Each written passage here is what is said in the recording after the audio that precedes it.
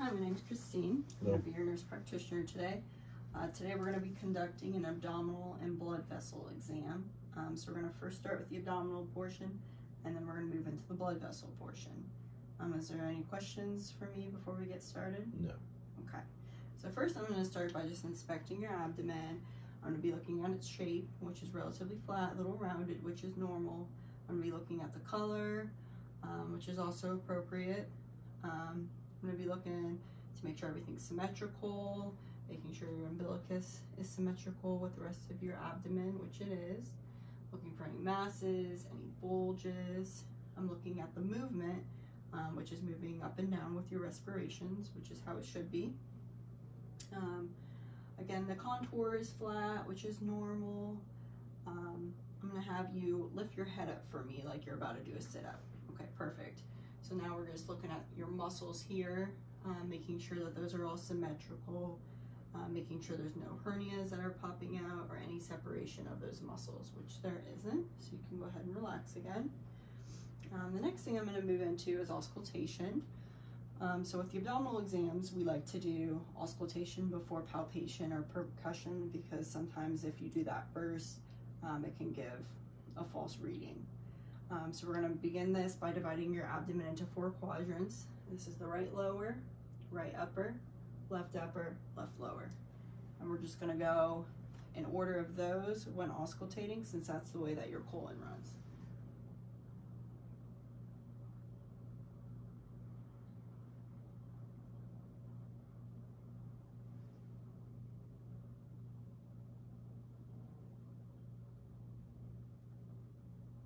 All right, and I can hear bowel sounds in all 4 quadrants, and all of them are active. Anywhere from 5 to 30 sounds per minute is considered active bowel sounds, which is what I heard. All right, so moving on, I'm gonna auscultate for any breweries in your abdominal arteries. So for this, I'm gonna use the bell of my stethoscope, and I'm gonna begin at the abdominal aorta, just listening for any whooshing sounds. And we're going to move down to the right renal artery, the left renal artery,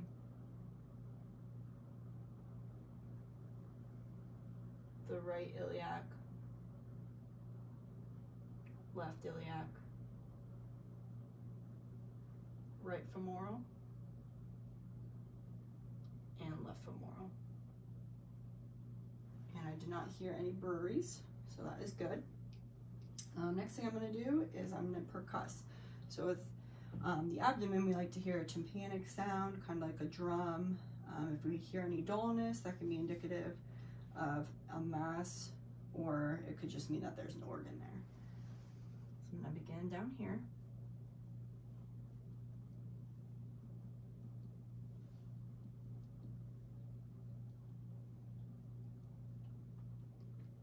So again, I heard that tympanic sound all throughout, which is good.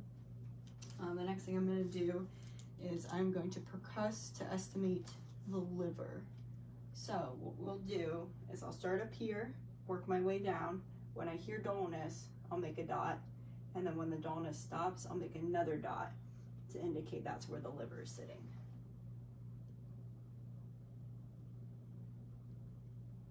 And with this, you got to be a little careful that you're going in between the ribs, because those can create a dull sound as well.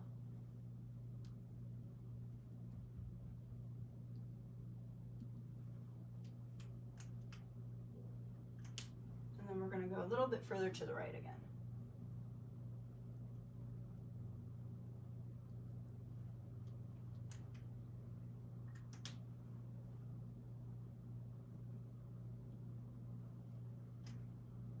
All right, now we're going to measure those dots out. So yours measures about 7.5 centimeters, which is normal. Anything from 6 to 12 centimeters vertically is considered a normal finding. The next thing we're going to percuss for is on the left side of your rib cage, is the gastric air bubbles. So usually we hear a little bit more of a dull tympanic sound, kind of a lower tone to indicate that, which if you notice, it does sound a little bit more dull over here.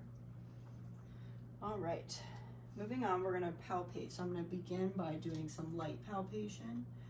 So I'm just gonna have you relax your abdomen. It might be a little bit ticklish to start, but I'm just gonna be palpating with the tips of my fingers and pads of my fingers for any masses, any abnormalities, anything like that. Which I don't feel anything. Next, I'm gonna go into deep palpation. So this is when we can start feeling your different organs. I'm gonna feel your umbilical ring. That is nice and round. It's not protruding at all. Again, I'm not feeling any masses or anything like that. All right, the next thing I'm gonna palpate for is your liver. So that sits up here. So sometimes we can feel it just by you taking a deep breath. So I'm gonna do that first. Maybe take a deep breath for me. All right, I can kind of feel it right here. You take a deep breath, your diaphragm will tend to push it out.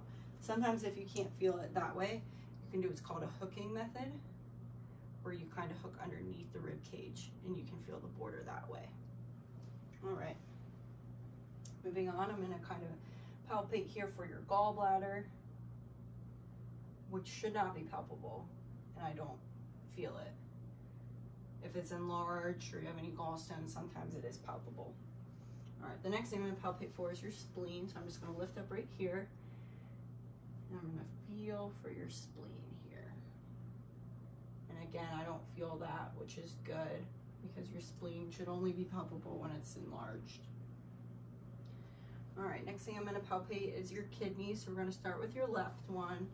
So I'm just gonna kind of lift up here. You're fine, just like that. And I can't really feel your left, which is usually pretty normal. Sometimes you can't feel that one. All right, normally to feel the right one, I would go on the other side, but for the purpose of this video, I'm just gonna stand right here. Okay, yeah, I can feel that right one there. All right, good. All right, last thing I'm gonna palpate for is your aortic pulsation, which I can feel that pulsating underneath there, which is good. You don't want it pulsating too much, but a little bit is good. All right, the last thing to conclude our abdominal exam is I'm gonna have you sit up on the side of the bed here, and I'm just gonna percuss your kidneys for any tenderness. So I'm gonna use indirect percussion for this. You just let me know if there's any tenderness when I'm doing this, okay? Okay.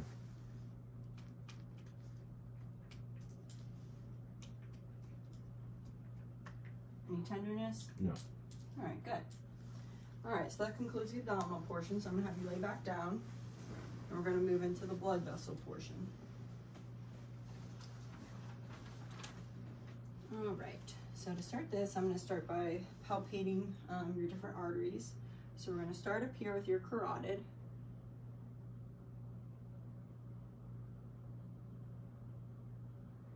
Good. So for the carotid, you never want to palpate both sides at once. If people already have a slight blockage and you do that, it could obstruct blood flow to the brain, which would not be good. So with these different pulses, I'm just feeling them for regularity, which both those felt regular, for contour, which your contour is pliable, and the amplitude. So I would rate this one, the carotid's about a 3+, which is relatively strong, but still normal. Next, we're going to move on to brachial.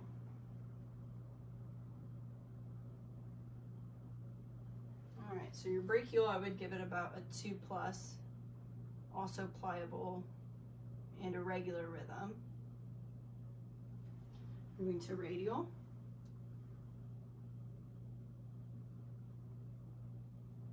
And your radial, I'm actually going to use to check your rate. So I'm going to pull that up here.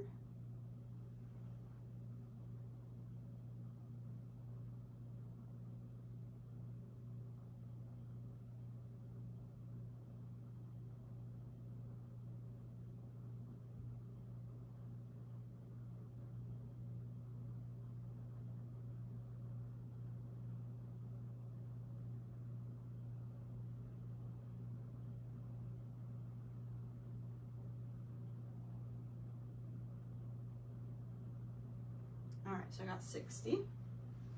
And again, I would give that a 2+.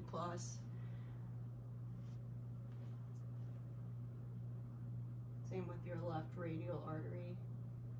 And it's a regular rhythm, pliable. All right, next we're gonna move into your popliteal. So I'm just gonna have you lift up your knee just like that.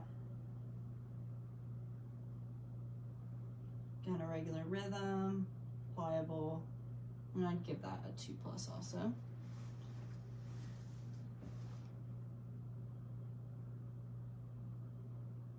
Same with that one, 2+, regular rhythm.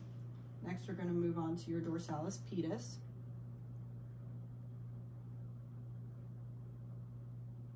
Good. 2+, regular rhythm. And same with that one, both symmetrical. And then we're going to go into your posterior tibialis.